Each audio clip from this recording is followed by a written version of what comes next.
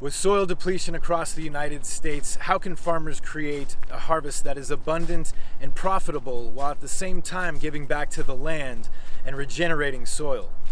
Well, stick around because on this episode, we're visiting a place with soil that's off the charts. If current estimates hold, the population will reach 9 billion by 2038.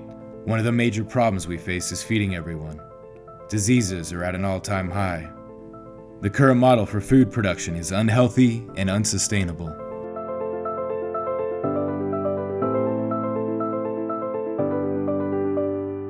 There's got to be a better way. Scientists say that if 14% of the world planted a permaculture garden or some type of garden just in their backyard, we can replenish the entire earth. So we're setting out to find people who are doing things differently. We'll be looking into alternatives to current food practices that are damaging our health and environment. We'll be meeting the chefs, farmers, restaurateurs, and entrepreneurs who are making a difference. And you'll find out just how easy it is for you to become a part of the solution. Check us out on Facebook and Instagram. Hit that like button, subscribe, tell all your friends. We'll be eating the freshest food, meeting amazing people, and seeing what we can do to become a healthier, more environmentally friendly world right here on The Fork and Truth.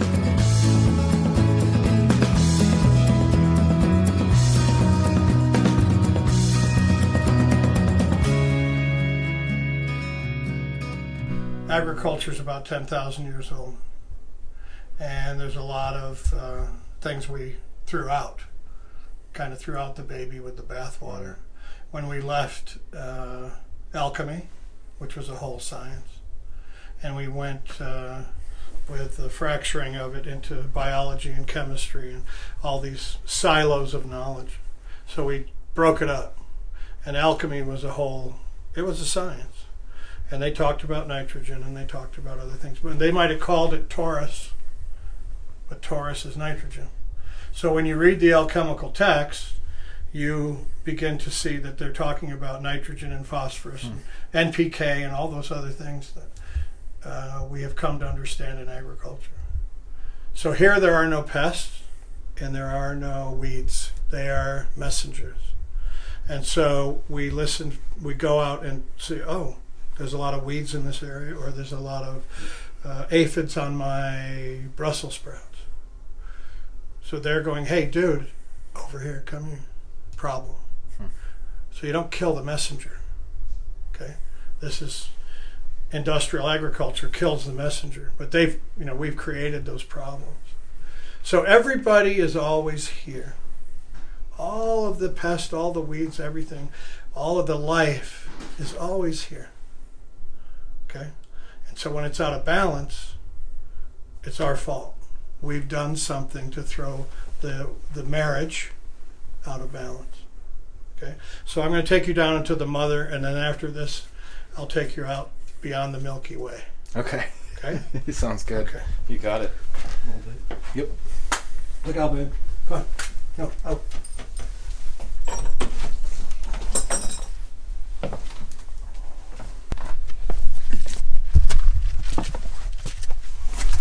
And I might be getting some deep footage on this. So down here is we store some of the biodynamic preparations. And this is the horn manure, and we store things in peat moss. Peat moss helps preserve the preparations. Okay, so this is bison or buffalo horn manure. Okay, and I'm holding right there about enough to fertilize 1 acre of land. With just that little amount? That amount. So what we're dealing with is homeopathic treatments, parts per million or billion. And we're putting those gestures out into the landscape. That manure was stirred with preparations, put in the horns. I don't know if you want to look over there. There's a whole pile of horns. And so this preparation, the horn manure, the manure is put into the horn. This is buried in the earth, and it goes through the winter celestials. So this is the mother. This is fertility and abundance. Okay. This is manure, it's nitrogen, okay? But it's been transformed. Rudolf Steiner gave these indications in 1924. And what he said was true for Europe. The cow is the ruminant that built the soils of Europe, or the cattle. But here in North America, the bison built the soils. And so we're a little bit heretics in the movement, a little bit. We're pushing the edges, but we're trying to make preparations that are appropriate for North America. Okay, so we're doing cow like was recommended in 1924 in Europe, Steiner Brothers, but we're doing bison preparations or buffalo preparations also. And we're finding actually that the buffalo preparations are far more potent. Now, Steiner also gave us these other preparations, and this is stinging nettle. And the stinging nettle is also, there's a sheath that the horn manure and the horn silica, the sheath, when we buried in the earth, the sheath when we buried in the earth is the horn. But for the nettle, it's the earth is the sheath. Okay, and this relates to Mars. Okay, whereas the horn manure, the silica relates to the sun or light, and the horn manure relates to fertility in the earth. Okay, so here this relates to Mars, and so these are subtle forces that are informing all the life on the planet. And these are not just compost. They are homeopathic treatments. What we're doing here and what you're looking at is essentially an apothecary for the land. Next we have oak bark. Okay, and of course Steiner in Europe in 1924 recommended the white oak or silver oak, something that grows well there. Well, we don't have in the East Coast of the U.S. They have that same species. We don't. So we went out and we found the oak species that's specific to the western U.S. And this is the gambrel oak, and the leaf pattern is the same as the oak, classic oak leaf. And so, what is oak in the woods, in the forest? It's wise, old, just strong, right? Yeah. Right. So the sheath for this is the cow skull. We clean out the brain, and we leave the membrane in the brain cavity there, and we grind the oak from here, and we stuff that in there. And this is related to the moon, which is water. And so this gets buried in a different place. This gets buried in a kind of a swampy, mucky place. It's about water. And each one of these things that I've talked about has an intelligence. And we use them to spark a shift in the whole farm organism.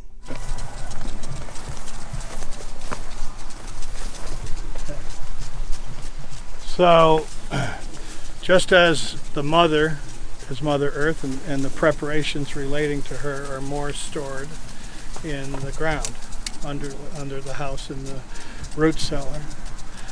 The Father is stored in the light. So we store these substances here in the light. Come on in, you can see.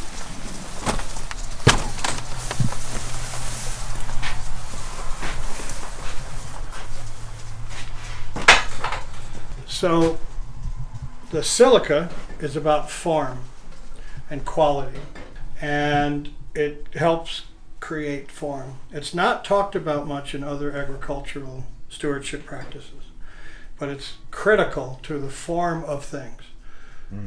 Right? Oh, you wouldn't have nails, grasses, or everything, you wouldn't have these things. You wouldn't have the form in all the fruits and vegetables and plants and without the silica, even in us. Oh, yeah. Steiner in 1924 said, take quartz crystal, crush it to a fine powder, and stir it with water and make a pudding, and put it into horns, and bury them in the spring, and they go through the summer celestials. Okay, so the horn manure went through the winter celestials, right?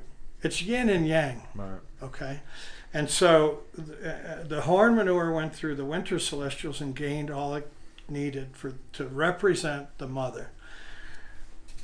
These horns filled with the white powder, which is the silica, okay, go through, and they're buried in the spring, and they go through the summer. So we have the summer and the winter. We have the mother and the father. We have the bride and the groom.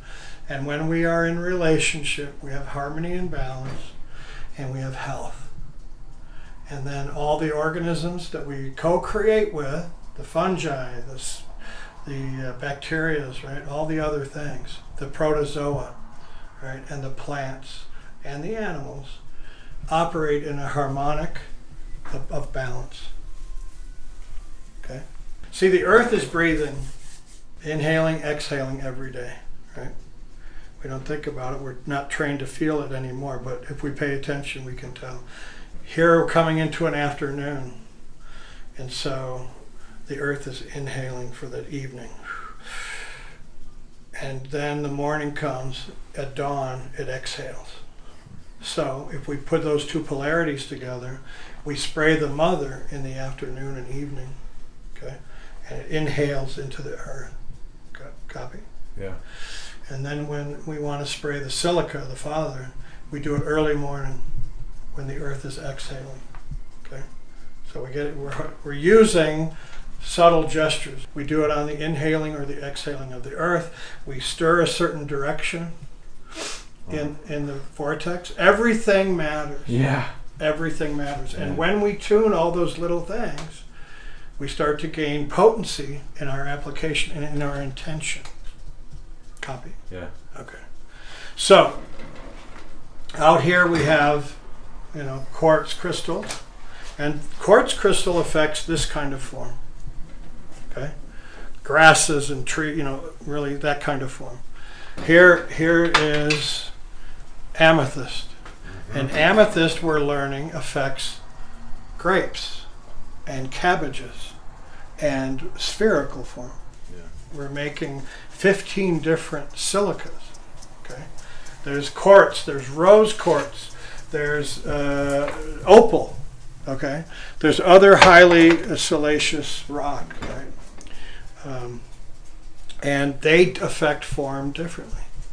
Like opal affects color in your crop. We're also working with the biodynamic practitioners in North America, and we're bringing these practices in. And later I'll show you soil tests that our third-party laboratory soil tests with data that is showing this kind of exponential rise in the fertility of our land from doing this weird stuff. Okay, and so we're doing the good, sound, physical stuff, rotations, grazing and composting and all those organic things.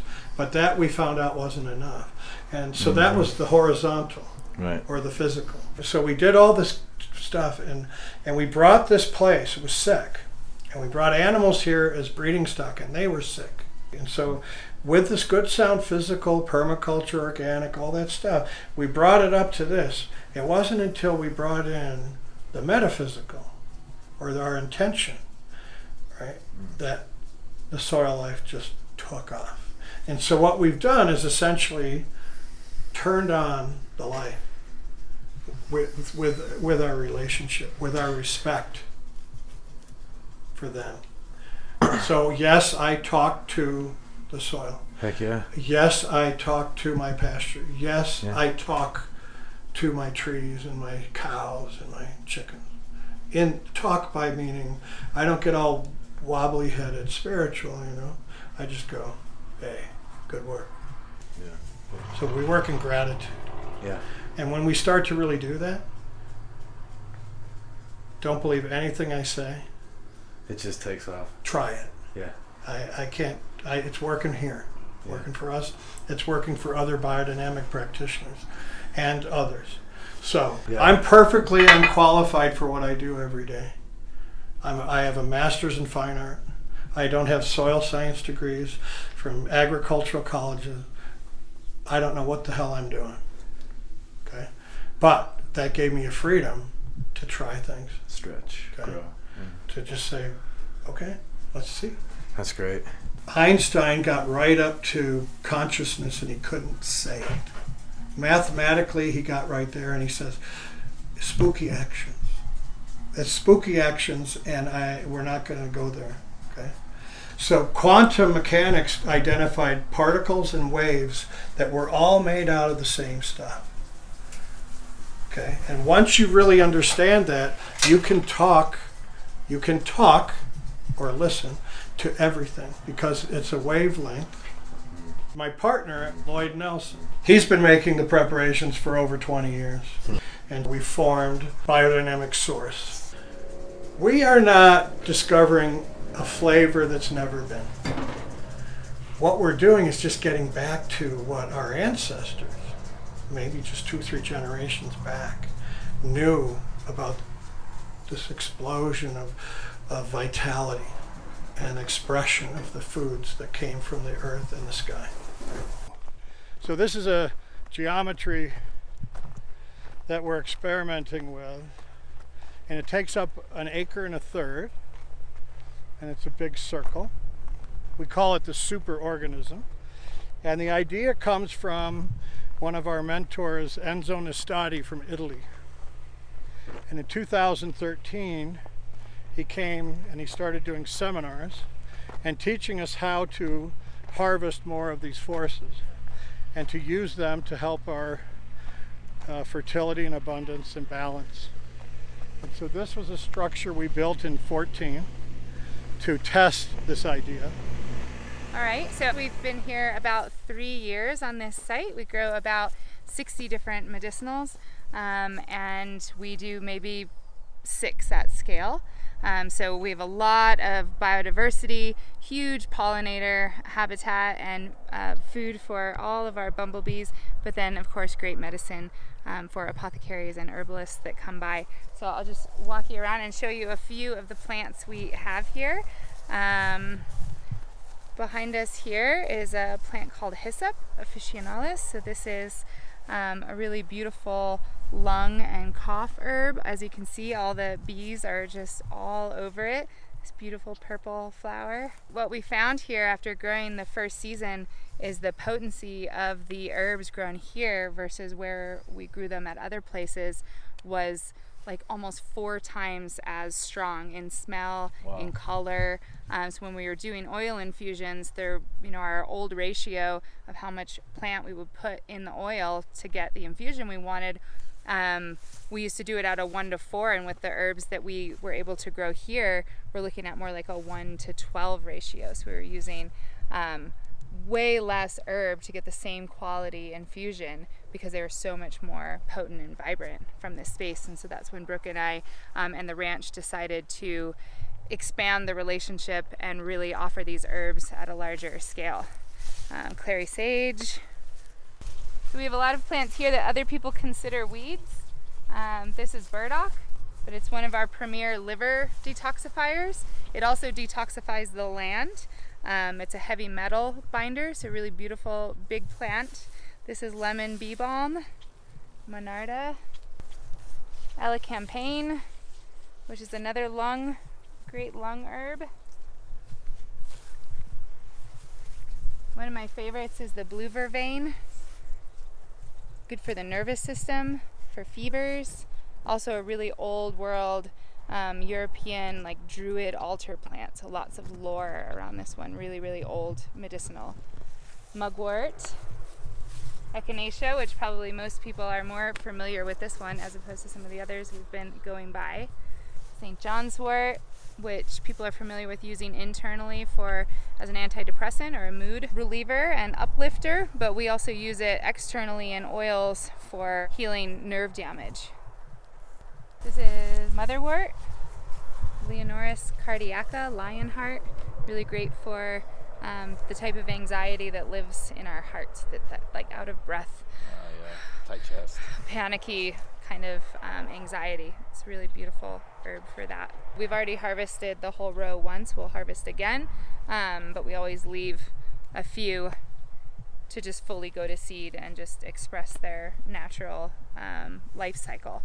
And as you can see, we have generally there's some rows and blocks of plants, but they're very, very mingled, which is the way you see most of these plants in the wild. So we want to mimic as much as we can some of that wild pressure. We want our plants to struggle a little bit because they produce all these secondary metabolites due to stressors and due to learning how to survive, which is why we hear about wild plants being so much stronger than cultivated plants. So we want to kind of bridge that gap where we are cultivating plants, but we're not over-watering, we're not over-fertilizing, we're not over-weeding, so that way we get more of a wild simulated expression of chemicals within the plants.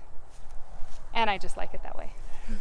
This is oats, like oatmeal, but we utilize it at this milky stage. This one isn't quite there yet. Let's see if I can find you one. So that milk that comes out is a great nervous system rebuilder. Yeah. And helps to rebuild the myelin sheath in the brain. And good for hormones too, right? Or testosterone and things like that. It just balances our ability to, like, really everything. This is one everybody, I think, should be taking all the time. Yeah, you can steal as many as you want. Here, grab a bunch more. Just, you can munch on them as we go through. Thank you. So we move into some comfrey and spearmint beds. Spearmint being a great digestive, but also something that is commonly added to blends for flavor. And then comfrey, kind of permaculture's darling plant. You see this in many permaculture gardens, more for the fertilization of their gardens. So it helps to bring up minerals from deep below and create all of this biomass that creates this nutrient dense mulch and fertilizer. But what we're using it for is more externally for salves and balms that are, it's a rapid cell regenerator, so it helps to heal the skin and heal wounds. They used to call it knit bone because of its ability to help mend broken bones. And you'll see it in like any boo-boo salve or sore muscle salve. You're always going to see comfrey. Although, like most of these plants, the best way to put them on is more just the old school method of a poultice. You just smash the leaf and slap it on your wound. You have to be careful with comfrey, though. It works so well that if your open wound is infected, it can heal over the infection. So we really need to make sure it's a very powerful herb that's used really wonderfully in very specific ways. Our little angelica forest, which is already going to seed here. Angelica is endangered because of over harvesting, and so this is one we really want to make sure that if we're using, we're getting it from a cultivated source. Women's hormone balancer, great digestive. You'll see this commonly in like Swedish bitters and all those old world European bitters have angelica in it. Yeah. You can see the seeds going on.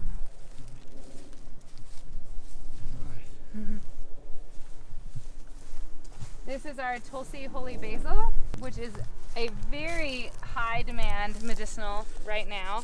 It's the only baby I grow. All the rest of the herbs are really hardy, cold hardy, mostly perennial, but Tulsi is the one I'm willing to start 2 months ahead of going out. It doesn't really take a great frost, although we are saving seed and breeding this with the biodynamic seed baths and a few things that we're doing to try to push its ability to withstand a cold environment like we have here.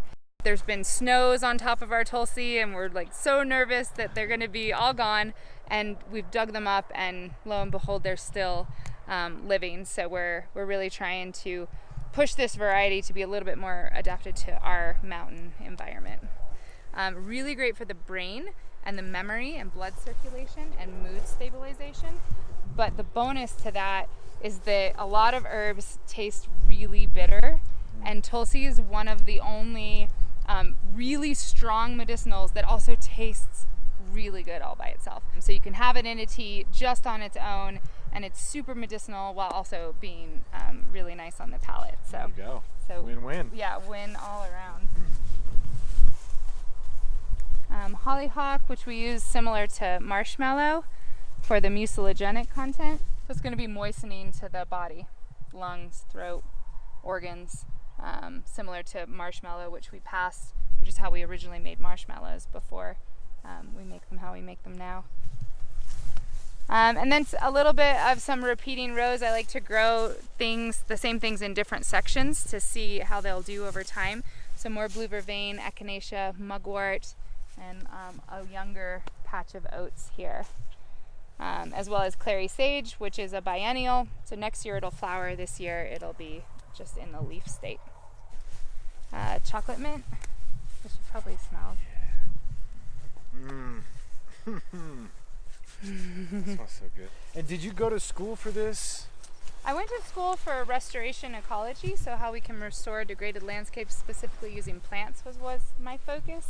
But I used to river guide back east, and I started traveling through Latin America, river guiding and visiting permaculture farms and learning more about how we can live in place and how we can heal places by us being there. We can actually heal places and live there and produce healing medicine and food for ourselves as well as the world, while also making that place better at the same time. And so I started studying all kinds of different land practices and permaculture farms. And then once I found the herbs, or the herbs found me, we're cultivating each other every day, all the time. And so the slippery slope, they hooked me big time. I'm their servant. We have calendula, which people are really familiar with as our skin healing digestive herb. We do a lot of companion intercropping with annuals and perennials. So there's California poppy. This bed is into peppermint. It's first year in peppermint, little babies. And so for this year, the oats and calendula are on the side to give a little microclimate to the peppermint, help prevent weeds, fill the space, create mulch and biomass, create a crop, but then also next year this bed will be all peppermint, but it doesn't need the whole bed yet.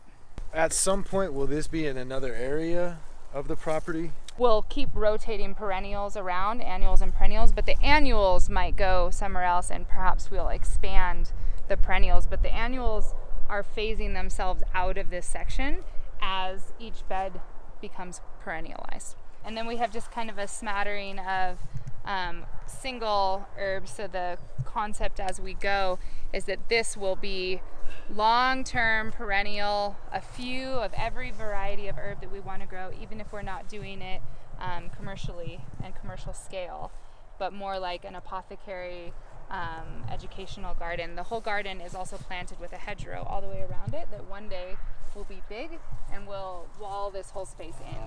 So it'll be this like really secret herbal apothecary garden is the goal. So it's been really great to see, yes, how the herbs affect us inside our body, but then also just being around their spirits and how that affects us and how we work with that and how changing it can be. Yeah. True medicine. True medicine. Good time. Watch your feet. Watch your feet. I'm the one walking backwards. I know you are. You're doing pretty good considering. I don't keep well to like lines and all of that. So sometimes the plants get stepped on. That's okay. Beautiful. Yay. Amazing. Inspirational. Awesome. We also are doing cropping, and so here is an example of hemp on rotation. Okay. I'm very concerned about hemp. Okay. Because I think it's the next corn and soy. It's being grown commercially, industrially, and it's raping the earth because it isn't being used to build fertility. Hemp that is grown industrially with chemicals and synthetic fertilizers is not medicine. Right. CBD. So hemp that comes from this kind of place, or an organic whole farm organism, is medicine. And so when we get greedy with anything and we go out and monocrop it for the money, the intention isn't healing. Okay, so here we have hemp on rotation. And so the rotation here, if you follow me, is garlic, then potatoes, and then buckwheat, and then hemp. Okay, and then we actually are mixing in an oats and clover. So we have a 5-year rotation. And so hemp on rotation is one of the ways, along with the biodynamic preparations and the other good, sound, physical, permaculture, organic techniques, is necessary for us to rebuild the soil so that it can provide. Otherwise, you go hemp, hemp, hemp. I just visited this guy today, and he showed me year 4, year 3, year 2, and year 1. And year 1 was like this and vital. Year 2 was pretty good. Year 3 is year 4 was like this. And so hemp on rotation. You got it. Hemp It's on the rotation. ranch, You man. got it. The fact that organic and biodynamic have to be inspected and pay a fee is telling of the system and the power in the system. You can poison the place, you can kill all the life in it and the bugs and and weeds and poison us, and you don't have to be free. and you don't have to be inspected. Yeah. This is a problem. Yeah. And it's not even thought about or talked about that much. Yeah. This system's completely broken. Yeah. Well, not. Well, right. They're making good money. Right. They're making good money. It's the best business plan that's ever been created. We can rape the earth, we can abuse human beings, and we can make a profit, and that is legal. This is how all the different organisms in the soil respirate. And by measuring how they breathe or respirate, we can tell their populations. Okay? And so there's bacteria, there's protozoa, there's microbes, fungi, there's predator-prey relationships and fungi, okay? So this is all the life in the soil. And so we measure, the USDA labs came up with this. They understood that they were not testing soil properly. They were using acids and sintering it and getting rid of the life to measure the carbon, the nitrogen, the potash, the NPK and all the stuff. And so one guy named Haney woke up and he said, in their lab, and he said, we need to test the soil differently. We need to test the life in the soil. And so he went to work and he figured out how to measure how each organism breathes. Interesting. Okay? And so year 1, you only get a baseline, right? And you just got some. Then year 2, you can see if your stewardship practices are improving or not. So we were part of 50 farms and ranches in Colorado to test this new way to test soil. And so in 14, we got the baseline. Here, look at this. These are 2 pastures, 2 40-acre pastures. Okay, these 2 colors. So here's 2014 and here's 2014. Okay, and so 15, we're climbing, and this is the rate of the overall respiration rate of all of the life combined. Okay, so 15 we doubled, and this is when we started to do the more metaphysical and the biodynamic work. We really started to amp that up. It wasn't until we really did the vertical. So I call all that stuff is horizontal, the organic and physical or horizontal. It wasn't until we started to do the vertical stuff, the more intentional stuff and the biodynamics, that the life began to trust us. And look what happened. Look at these curves. The amount of organisms that are working in the soil. Yeah. Increasing each year. Yeah. And so they're the farmers. See this? They're the farmers. And so when we send them packing, right? We send them packing with poison and with our industrial farming, and they don't do their job, and soils collapse. You want to taste the ranch? Absolutely, yes, I do. Let's go get some dinner. Let's go do it.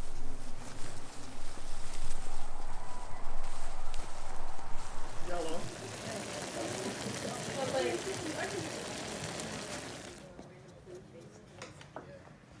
I think you gotta play with it and check it out and see what suits you and when and how you feel.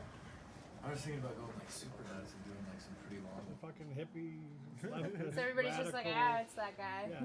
Back to the naked land. guy. We had one of those in my That school. photosynthesizer. Yeah, naked hippie Zach. You know that guy? We'd all pair up and get naked in the barn.